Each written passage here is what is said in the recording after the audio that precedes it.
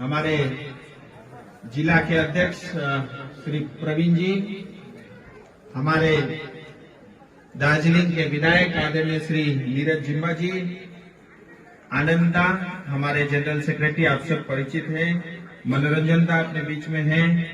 सविता दीदी दूर सिलीगुड़ी से हमारे साथ आई हैं। राज भट्टाचार्य जी, दिलीप बराई जी आपके बीच में ही रहते हैं, आप सब परिचित हैं। मंगलू जी आप सबके बीच में ही रहते हैं। बपी पाल जी, कृष्ण प्रसाद भट्टराई जी जो हमारे इस कार्यक्रम के अध्यक्ष भी हैं। हरि प्रसाद निरोला जी, सुप्रियो भट्टाचार्य जी, कर्ण प्रधान जी जो हमारे GNLF हमारे अलायंस पार्टी के साथी हैं, और किशोर भट्टराज जी, हेमंत गौतम जी, और आप सभी इस नीलपानी के और इस क्षेत्र के निवासी, आप सबको मैं प्रणाम करता हूं।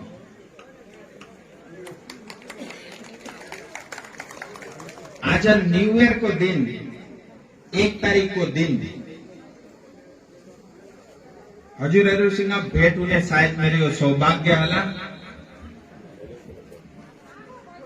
2020 मानव जातिका लागि धेरै पीडा पनि दिएर गयो, धेरै शिक्षा पनि हामीले पायौं। तर मलाई लाग्छ, मलाई भरोसा छ र विश्वास छ 2021 गोर्खा जातिको नयाँ इतिहास कोर्ने 2021 को साल हुनेछ।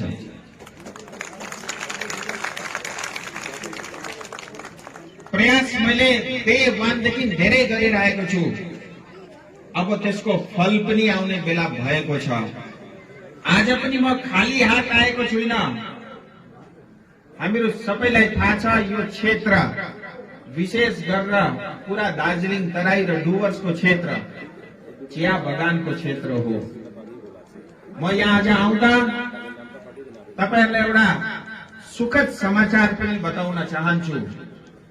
यो चिया बगानमा मिनिमम वेज को इस्यु आजदेखि होइन, कैयौं सालदेखि चलिरहेको थियो। आज सुबुन यसको समाधान कसैले पनि गरेनन्।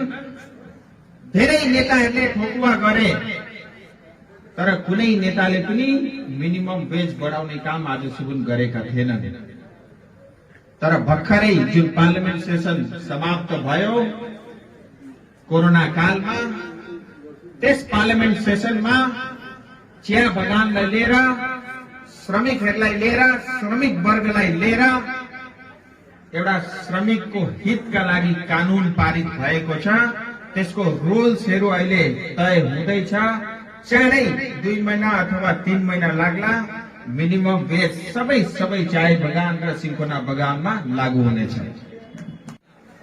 अब जुन नयाँ मजदुरी श्रमिकको हितका लागि जुन कानून पारित भएको छ, आउँदो दिनमा कम से कम मिनिमम 300 रुपियाँ हाजिरा मिनिमम वेज हामीहरू सबैले पाउनेछौँ।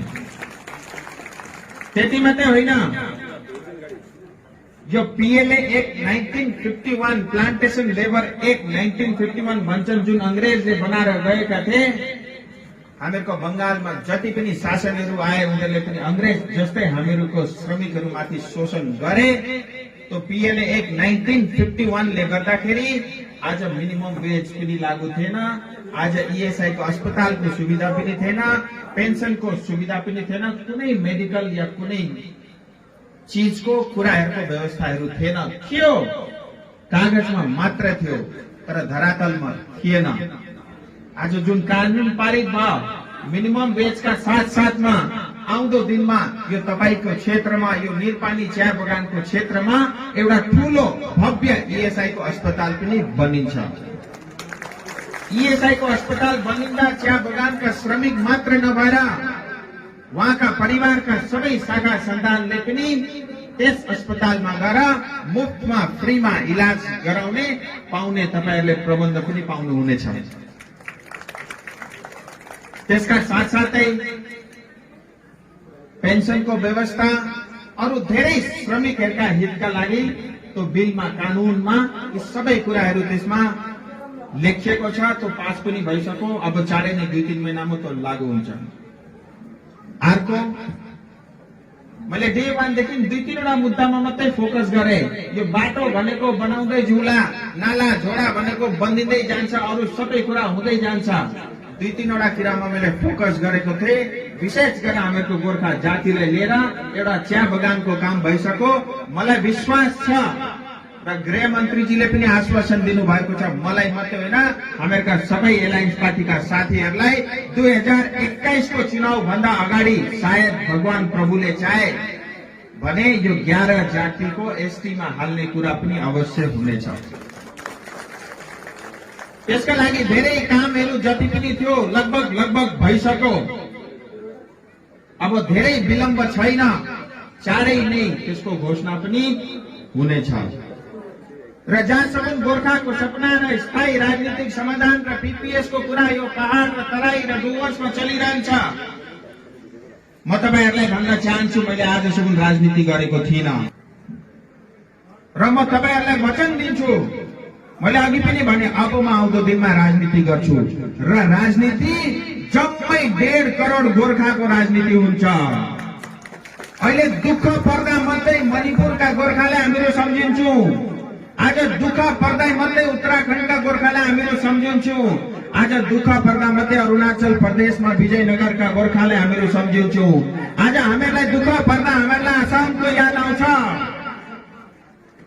तर हामीले आजसम्म 1.5 करोड गोर्खा भाषणमा मात्रै भनेका छौँ, 1.5 करोड गोर्खालाई हुने समाधान प्रति आजसम्म हामीहरूले विशेष केही काम गरेकै छैनौँ। तर म तपाईहरुलाई वचन दिन्छु, आउँदो दिनमा स्थायी राजनीतिक समाधान पनि हुन्छ र गोर्खाको सपना पनि पूरा हुन्छ। कसैका बाउले रोक्न सक्दैन। मलाई त बोल्नै त पठाएको थियो, छाती ठोकी बोले। तपाईहरुले पनि सुन्नु होला, आरटीआई गर्दा पनि प्रमाण पाउनुहुन्छ। हिजो आज त डिजिटलको जमाना, भिडियो र अडियो सबै पनि भाइरल भइरहेको छ। मैले पार्लियामेन्ट सबैभन्दा ठूलो भारतको मन्दिरमा गोर्खा जातिका लागि, हामीहरूको सपनाको लागि, हामीहरू स्थायी राजनीतिक समाधानको लागि, हामीहरूको 11 जातिको लागि, सम्पूर्ण 1.5 करोड गोर्खाका लागि बारम्बार बोलेको छु। आउँदो दिनमा पनि बोल्छु, गरेर पनि देखाउँछु। तर हामीहरूका पहाडका नेता र दाजुहरूलाई भन्न चाहन्छु, दाजु एउटा यो दार्जिलिङ मोड कटेर बोल्नका लागि मुटु चाहिन्छ। मुटु त्यो मुटु चाहिँ हो हामीहरूका पहाडमा। त्यहाँनिर अघि जिम्माजी पनि भन्नुहुँदै थियो, यहाँ अप्ठ्यारो लाग्दैछ मलाई भनेर। त्यो कुरा म बुझ्छु। दार्जिलिङ मोड भन्दा माथि पहाडतिर बोल्न सजिलो छ, तर त्यही कुरा गरेर कलकत्ता र दिल्ली र संसद भवनमा बोल्न निकै ठुलो अटिलो र मुटु पनि चाहिन्छ। अनि त्यो मसँग छ। म फेरि पनि भन्छु, किनकि म इमान्दार छु। मलाई केही चाहिएन, मलाई रुपियाँ पैसा पनि चाहिएको छैन, मलाई कुर्सी पनि चाहिएको छैन, मलाई कुनै औदा पनि चाहिएको छैन। यो मेरा लागि पद होइन, यो मेरा लागि जिम्मेदारी हो। भगवानले मलाई सायद यो दिनका लागि बनाए होला कि 2019 देखि लिएर 2024 सम्म यो 1.5 करोड गोर्खाले जुन दुःख पाएको छ हिन्दुस्तानमा, आफ्नो देशमा, यो चाहिँ म मिटारै छोड्छु। तपाईहरुलाई म भन्न थाले भने आँखामा तपाईहरुलाई आँसु आउँछ। मणिपुरको, म स्वयं मणिपुरमा जन्मेको, 60-70 हजार जना गोर्खा छन्। त्यहाँ धेरै कष्ट छ। अहिले अलिक अथवा छ 1-2 सालदेखि। हिजो अस्ति मात्रै विजयनगर अरुणाचल प्रदेशका दाजुहरूले आएर मलाई दिल्लीमा भेटे। 1962 देखि लिएर 1970 सम्म 150 देखि 200 गोर्खा परिवार आसाम राइफलका रिटायरलाई त्यहाँनिर बोर्डरमा गएर सेटल गराए। किन गराए? त्यो बोर्डर थियो, एकपट्टि चाइना, अर्कोपट्टि बर्मा, बीचमा हिन्दुस्तान। त्यो बोर्डर पनि त्यतिखेर सीमा रेखा पनि खिचेको थिएन। त्यहाँ गोर्खाले गएर बोर्डरलाई प्रोटेक्ट गर्छन् भनेर करिब 100-150 परिवारलाई बसाए। बढ्दै आज 3,500 जना त्यहाँ भइसकेको छ। तर त्यहाँ एउटा समुदाय यता र उतापट्टि दुईपट्टिबाट आएर उनीहरूको जनसङ्ख्या आज 4000 भयो। अब त्यहाँबाट गोर्खालाई खेद्दैछ, हेर्नुहोस् त। ल भने त्यो काम हुन्छ पनि। भगवान कृष्णले पनि गीतामा त्यही भनेका छन्। र आउँदो दिनमा तपाईहरू ढुक्कले बस्दा हुन्छ। यो चुनाव भनेको आउँछ जान्छ, तर यति याद राख्नु, विमल दाजुलाई पनि म भन्न चाहन्छु, दाजु तपाईको माया लाग्छ, तर तपाईमाथि अब विश्वास छैन। किनभने तपाईले हामीहरू माथि जो जुन प्रकारको विश्वासघात गर्नुभयो, अब हामीहरू यो बिर्सिन सक्दैनौं। हामीहरू जे गर्न सक्छौं, तर त्यो कलकत्ताको ममता बेनर्जीसँग गएर कहिल्यै पनि मिल्न सक्दैनौं। हामीहरूको 13 गोर्खा दाजुभाइहरूको रगतको सौदा भएको छ योपालि। हामीहरू त्यो कसरी बिर्सिनु? जुन फुपूलाई, जुन बुढीलाई दिन रात हामीहरू गाली गर्छौं, अब उसैलाई भोट हालेर उसलाई सीएम बनाउनु अरे मान्दैन। गोर्खा जातिले मान्दैन, कहिल्यै पनि मान्दैन। नेता आजसम्म नेताहरूले जनतालाई चलाए, अब जनताले नेताहरूलाई चलाउनु पर्छ। किनभने जनताले आजसम्म नेता नचलाएकाले गर्दाखेरि हामीहरूका नेताहरू बिग्रेका हुन्। अब यो बिग्रेका नेताहरूलाई बाटो देखाउने काम जनताले नै गर्नुपर्छ। मैले त हेर्नुहोस् आजसम्म राजनीति गरेको पनि छुइनँ, साँच्चै इमानदारीताले भनेको।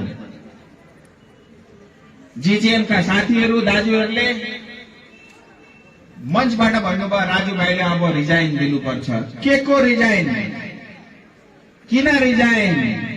म रिजाइन तब तक दिन्न जब तक गोर्खाको सपना पूरा हुँदैन। म हजुरहरू जस्तो फ्यातुलो नेता होइन, तपाईहरूले मलाई चिनेकै छैन। मैले पहिला पनि चुनावमा भन्थे म जिरे खोर्सानी हुँ भनेर। दिदीलाई पनि साह्रो पोलेको थियो, अरूलाई पनि अब धेरै पोल्छ आउँदो दिनमा। र म रिजाइन दिन्न, गोर्खाको सपना पूरा गर्छु। मैले अघि पनि भने आजसम्म मैले राजनीति गरेको थिइनँ, तर अब आउँदो दिनमा राजनीति अवश्य गर्छु। र अर्को पनि कुरा सुन्दैछु म, हाम्रा सांसदले धेर बाटामा आएर धेर बोले अरे भनेर। मलाई मेरो जनताले, जिम्बाजु, मलाई मेरो जनताले दिल्ली झिंगा मार्न त पठाएको थिएन, माछा पकड्न त पठाएको थिएन, दिल्लीका काला काला ठुला ठुला मच्छर मार राजु भनेर पठाएको त थिएन। मलाई त बोल्नै त पठाएको थियो। छाती ठोकी ठोकी बोले। तपाईहरूले पनि सुन्नु होला, आरटीआई गर्दा पनि प्रमाण पाउनुहुन्छ। हिजो आज त डिजिटलको जमाना, भिडियो र अडियो सबै पनि भाइरल भइरहेको छ। मैले पार्लियामेन्ट सबैभन्दा ठुलो भारतको मन्दिरमा गोर्खा जातिका लागि, हामीहरूको सपनाको लागि, हामीहरू स्थायी राजनीतिक समाधानको लागि, हामीहरूको 11 जातिको लागि, सम्पूर्ण 1.5 करोड गोर्खाका लागि बारम्बार बोलेको छु। आउँदो दिनमा पनि बोल्छु, गरेर पनि देखाउँछु। तर हामीहरूका पहाडका नेता र दाजुहरूलाई भन्न चाहन्छु, दाजु एउटा यो दार्जिलिङ मोड कटेर बोल्नका लागि मुटु चाहिन्छ। मुटु, त्यो मुटु चाहिँ हो हामीहरूका पहाडमा। त्यहाँनिर अघि जिम्माजी पनि भन्नुहुँदै थियो यहाँ अप्ठ्यारो लाग्दैछ मलाई भनेर। त्यो कुरा म बुझ्छु। दार्जिलिङ मोड भन्दा माथि पहाडतिर बोल्न सजिलो छ, तर त्यही कुरा गरेर कलकत्ता र दिल्ली र संसद भवनमा बोल्न निकै ठुलो अटिलो र मुटु पनि चाहिन्छ। अनि त्यो मसँग छ। म फेरि पनि भन्छु, किनकि म इमान्दार छु। मलाई केही चाहिएन, मलाई रुपियाँ पैसा पनि चाहिएको छैन, मलाई कुर्सी पनि चाहिएको छैन, मलाई कुनै औदा पनि चाहिएको छैन। यो मेरा लागि पद होइन, यो मेरा लागि जिम्मेदारी हो। भगवानले मलाई सायद यो दिनका लागि बनाए होला कि 2019 देखि लिएर 2024 सम्म यो 1.5 करोड गोर्खाले जुन दुःख पाएको छ हिन्दुस्तानमा, आफ्नो देशमा, यो चाहिँ म मिटारै छोड्छु। तपाईहरुलाई म भन्न थाले भने आँखामा तपाईहरुलाई आँसु आउँछ। मणिपुरको, म स्वयं मणिपुरमा जन्मेको, 60-70 हजार जना गोर्खा छन्। त्यो धेरै कष्ट छ। अहिले अलिक अथवा छ 1-2 सालदेखि। हिजो अस्ति मात्रै विजयनगर अरुणाचल प्रदेशका दाजुहरूले आएर मलाई दिल्लीमा भेटे। 1962 देखि लिएर 1970 सम्म 150 देखि 200 गोर्खा परिवार आसाम राइफलका रिटायरलाई त्यहाँनिर बोर्डरमा गएर सेटल गराए। किन गराए? तो बोर्डर थियो, एकपट्टि चाइना अर्कोपट्टि बर्मा, बीचमा हिन्दुस्तान। त्यो बोर्डर पनि त्यतिखेर सीमा रेखा पनि खिचेको थिएन। त्यहाँ गोर्खाले गएर बोर्डरलाई प्रोटेक्ट गर्छन् भनेर करिब 100-150 परिवारलाई बसाए। बढ्दै बढ्दै आज 3500 जना त्यहाँ भइसकेको छ। तर त्यहाँ एउटा समुदाय यता र उतापट्टि दुईपट्टिबाट आएर उनीहरूको जनसङ्ख्या आज 4000 भयो। अब त्यहाँबाट गोर्खालाई खेल्दैछ। हेर्नुहोस् त, अत्याचार हुँदैछ। अनि यो अत्याचार हामीहरूको गोर्खा जातिले आजादीको बादमा सहिरहेको छ। किनभने गोर्खा जातिले आजसम्म साँचो नेता पाएको छैन। म नेता त होइन, यिनीहरूको एउटा सेवक चौकीदार जस्तो भएर म तपाईका माझमा आएको छु। यसको समाधान तपाईले गर्नुभन्दा लगत्तै मलाई चिफ मिनिस्टरलाई फोन गर्नुभयो। ती भाइहरू दाजुहरू धेरै खुसी भएर जानु। त्यस्ता विभिन्न कुराहरू छन्। उत्तराखण्डको आफ्नै समस्या छ, आसामको आफ्नै समस्या छ, क्लोज 6 को बिल भन्छन्, के भन्छन्, धेरै त्यस्ता समस्याहरू छ। तर म यति भन्न चाहन्छु, 2024 मजाले खुट्टा टेकेर उभिएको छु म, र संसदमा पनि छु, दिल्लीमा पनि छु, भारतीय जनता पार्टीका शीर्ष नेतृत्वका साथमा पनि छु। अब आउँदो दिनमा कुनै गोर्खाले दुःख पाउँदैन। अगर 1.5 करोड गोर्खा कहीँ पनि कसैलाई दुःख छ भने राजु विष्ट त्यसका लागि उभिएको हमेशा हुन्छ। अनि म खाली बोल्दिन मात्रै, म गरेर पनि देखु। जति क्षमता छ इमानदारीताका साथमा म प्रयास गर्छु। हिजो अस्ति मात्रै सायद यहीँनेरि नजदिकै पर्छ होला एमएम तराई चिया बगान, म त्यहाँ आए। शायद प्रवीणजी भी थे। म त्यहाँ आए, त्यहाँ गाउँका सबै मानिसहरूलाई भेटे। उहाँहरूलाई यो पानीको धेरै समस्या रहेछ, पिउने पानी। उहाँहरूले भन्नुभयो समस्या छ, यसको समाधान गरिदिनु। मैले भने म गरिदिन्छु। तर उहाँहरूले एउटा कुरो भन्नुभयो, मलाई धेरै दुःख लाग्यो। कति नेता आए गए, तर सबैले गरिदिन्छु भने आजसम्म गरेन नि। अनि मैले भने कति लाग्छ खर्च भन्दा 3.5 लाख रुपियाँ। मैले त्यतिखेर भने तपाईँहरू भोलिदेखि काम स्टार्ट गर्नु, जति पनि पैसा लाग्छ म सहयोग गर्छु भने 7 दिन बादमा त्यहाँ उहाँहरूले ह्यान्डपम्प लगाएर रेडी पनि भयो। सायद वो चालू भी हो गया। मैले सानो उदाहरण मात्रै भनेको हो। म सबै कुरा गर्न सक्छु, त्यस्तो क्षमता छैन, र पनि म प्रयास गर्न कहिले पनि छोड्दिन। आउँदो दिनमा पनि त्यसै प्रकारले हजुरहरूका लागि जति पनि हुन्छ म गरेको हुन्छु। अब 2021 को समय आउँदैछ। मैले अघि पनि भने, विमल दाजुलाई माया गरे पनि हामीले टीएमसीलाई भोट हाल्ने छैनौं। जस्तै अवस्था भए पनि मुख्यमन्त्री चाहिँ ममता दिदीलाई बन्न हामीले दिदैनौं। यो पालि चाहिँ 2021 मा पश्चिम बंगालमा परिवर्तन हुन्छ। सबै जग्गा हेर्नुहोस् कमल खिल्छ, र मोदीजीको नेतृत्वमा पश्चिम बंगालमा पनि भारतीय जनता पार्टीको सरकार अवश्य बनिन्छ। 200 सीट भन्दा बढी एकखेप सरकार बनिन दिनुहोस्। जति पनि बदमाश प्रवृत्तिका व्यक्तिहरू छन् म सबैलाई सिधा गरिदिन्छु। अनि पुलिस र प्रशासनलाई पनि म आह्वान गर्छु, भन्न चाहन्छु, तपाईहरुको अन्याय र अत्याचारको सीमा नागिसक्यो।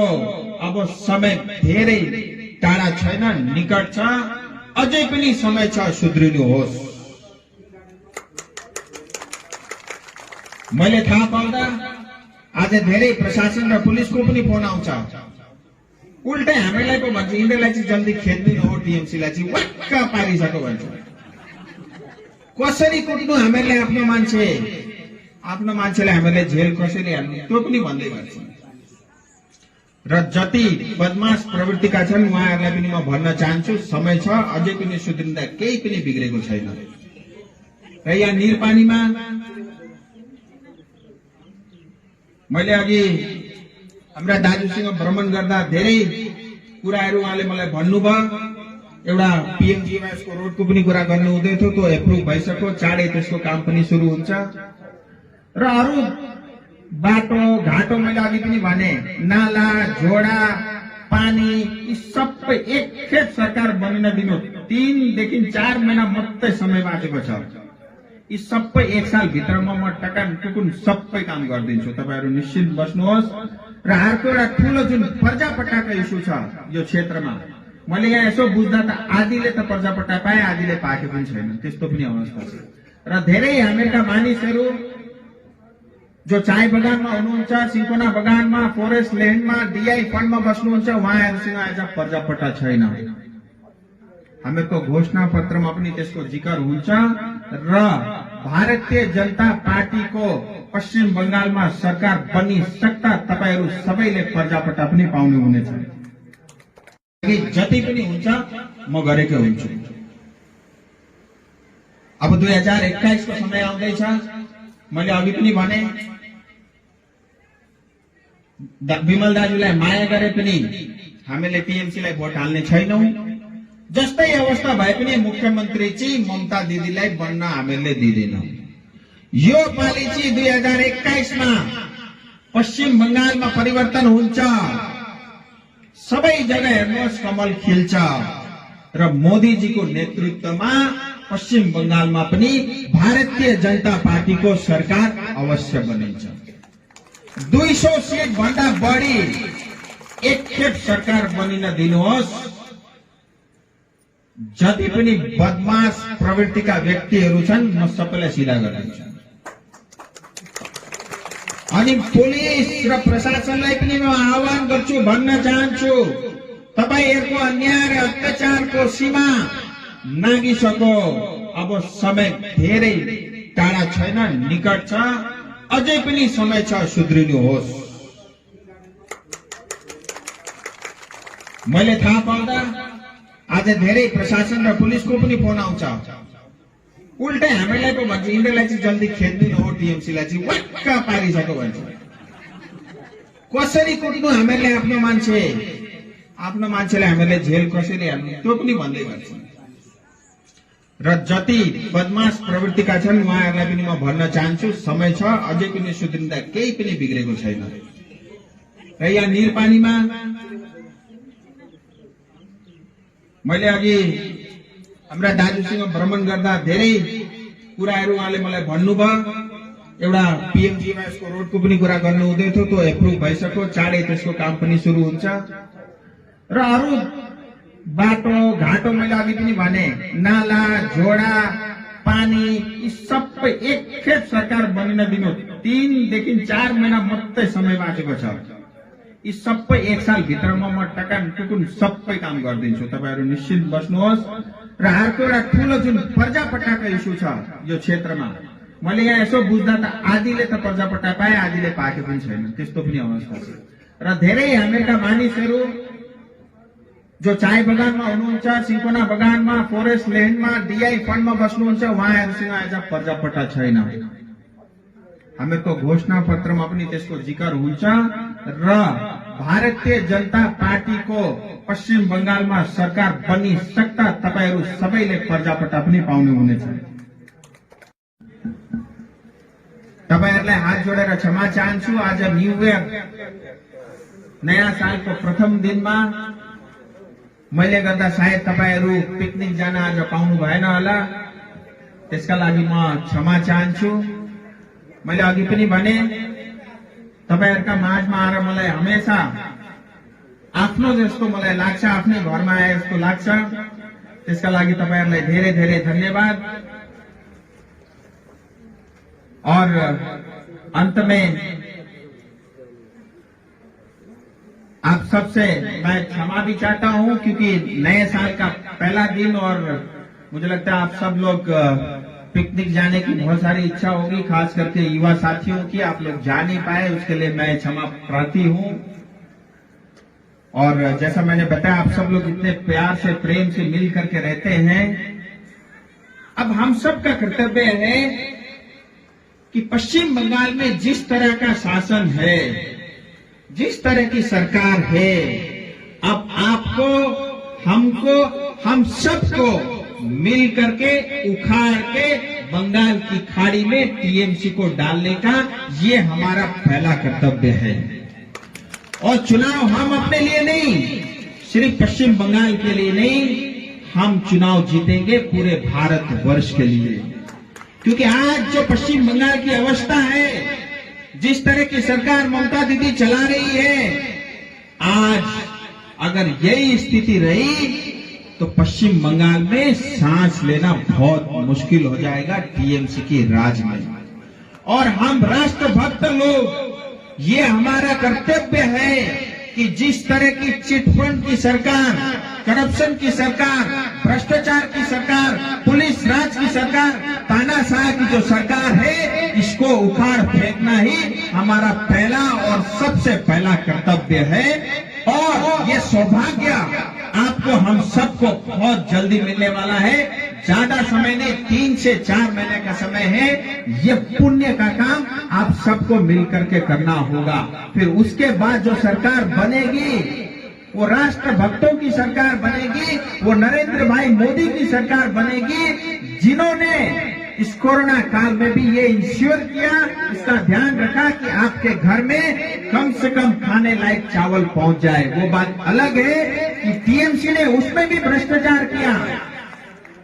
तो ऐसी सरकार हम चाहते हैं बंगाल में बने, जिसके बाद आपके हमारे जितने भी सपने हैं, जितने भी समस्याएं, उन सब का समाधान हो सकता है। हिंदुस्तान में क्या नहीं हो सकता, हमारे संविधान के अंतर्गत क्या नहीं हो सकता, बट आवश्यकता है तो इच्छा शक्ति की। और आज तक जो नरेंद्र भाई मोदी जी के नेतृत्व में भारतीय जनता पार्टी ने किया है, मुझे लगता है 72 साल से आज तक कोई सरकार ने न सोची थी न कर पाया था। हर असंभव काम संभव हुए हैं। धारा 370 हटा है, ट्रिपल तलाक भी समाप्त हो गया है, सीएबी बिल कानून भी बन गया है। इन सब के अलावा आप सबको पता है 500 सालों से चल रहा मुद्दा विराट राम मंदिर का काम भी शुरू हो गया है। अगर सरकार चाहे तो कुछ भी हो सकता है, कुछ भी असंभव नहीं है। सो बीजेपी के है, बीजेपी है तो वो हर चीज संभव है। और टीएमसी है तो ये जीवन भर, जिंदगी भर आपको लूटते रहेंगे। हम सबको पता है। आज देखिए लॉ एंड ऑर्डर की क्या सिचुएशन है, डेमोक्रेसी की क्या सिचुएशन है। ममता दीदी संविधान को नहीं मानते, और एक तरफ हम कहते हैं सबका साथ, सबका विकास, सबका विश्वास, और दूसरी तरफ टीएमसी कहते हैं हमारे पास तो मुस्लिम समाज के फिक्स डिपॉजिट 30% लोग हैं। ये कम्युनल बयान है। इससे साफ पता चलता है कि ये कम्युनल पार्टी की सरकार है। इनको सिर्फ 30% वोट बैंक की चिंता है, बाकी 70% लोगों की चिंता इनको नहीं है। और दूसरी तरफ भारतीय जनता पार्टी जब से बनी 6 साल से लेकर के अब तक हम यही कहते हैं, सबका साथ, सबका विकास और सबका विश्वास। हमारे लिए सब समान है, हम सब हिंदुस्तानी हैं, चाहे वो हिंदू हो, चाहे क्रिश्चियन हो, चाहे मुस्लिम हो, चाहे किसी भी समाज या धर्म को मानने वाला हो, हम सब भारतीय हैं, हम सब हिंदुस्तानी हैं। 4 महीने का समय है। ये पुण्य का काम आप सबको मिलकर के करना होगा। फिर उसके बाद जो सरकार बनेगी वो राष्ट्र भक्तों की सरकार बनेगी, वो नरेंद्र भाई मोदी की सरकार बनेगी, जिन्होंने इस कोरोना काल में भी ये इंश्योर किया, इसका ध्यान रखा कि आपके घर में कम से कम खाने लायक चावल पहुंच जाए। वो बात अलग है कि टीएमसी ने उसमें भी भ्रष्टाचार किया। तो ऐसी सरकार हम चाहते हैं बंगाल में बने, जिसके बाद आपके हमारे जितने भी सपने हैं, जितने भी समस्याएं, उन सब का समाधान हो सकता है। हिंदुस्तान में क्या नहीं हो सकता, हमारे संविधान के अंतर्गत क्या नहीं हो सकता, बट आवश्यकता है तो इच्छा शक्ति की। और आज तक जो नरेंद्र भाई मोदी जी के नेतृत्व में भारतीय जनता पार्टी ने किया है, मुझे लगता है 72 साल से आज तक कोई सरकार ने न सोची थी न कर पाया था। हर असंभव काम संभव हुए हैं। धारा 370 हटा है, ट्रिपल तलाक भी समाप्त हो गया है, सीएबी बिल कानून भी बन गया है। इन सब के अलावा आप सबको पता है 500 सालों से चल रहा मुद्दा विराट राम मंदिर का काम भी शुरू हो गया है। अगर सरकार चाहे तो कुछ भी हो सकता है, कुछ भी असंभव नहीं है। सो बीजेपी के है, बीजेपी है तो वो हर चीज संभव है, और टीएमसी है तो ये जीवन भर जिंदगी भर आपको लूटते रहेंगे। हम सबको पता है, आज देखिए लॉ एंड ऑर्डर की क्या सिचुएशन है, डेमोक्रेसी की क्या सिचुएशन है। ममता दीदी संविधान को नहीं मानते, और एक तरफ हम कहते हैं सबका साथ, सबका विकास, सबका विश्वास, और दूसरी तरफ टीएमसी कहते हैं हमारे पास तो मुस्लिम समाज के फिक्स डिपॉजिट 30% लोग हैं। ये कम्युनल बयान है। इससे साफ पता चलता है कि ये कम्युनल पार्टी की सरकार है। इनको सिर्फ 30% वोट बैंक की चिंता है, बाकी 70% लोगों की चिंता इनको नहीं है। और दूसरी तरफ भारतीय जनता पार्टी जब से बनी 6 साल से लेकर के अब तक हम यही कहते हैं, सबका साथ, सबका विकास और सबका विश्वास। हमारे लिए सब समान है, हम सब हिंदुस्तानी हैं, चाहे वो हिंदू हो, चाहे क्रिश्चियन हो, चाहे मुस्लिम हो, चाहे किसी भी समाज या धर्म को मानने वाला हो, हम सब भारतीय हैं, हम सब हिंदुस्तानी हैं। बहुत धूप है, आप सब लोग थक भी गए होंगे, भूख भी लग रहा होगा। आपने मुझे इस कार्यक्रम में बुलाया, इसके लिए आप सबका बहुत बहुत धन्यवाद। और मैं कोशिश करूंगा कि आपके बीच इसी तरह और मतलब लगातार आता रहूं, और आपने जो प्यार दिया और जो सम्मान दिया, इसके लिए आपका मैं जीवन भर ऋणी रहूंगा। बहुत बहुत धन्यवाद। भारत माता की जय। गोरखा।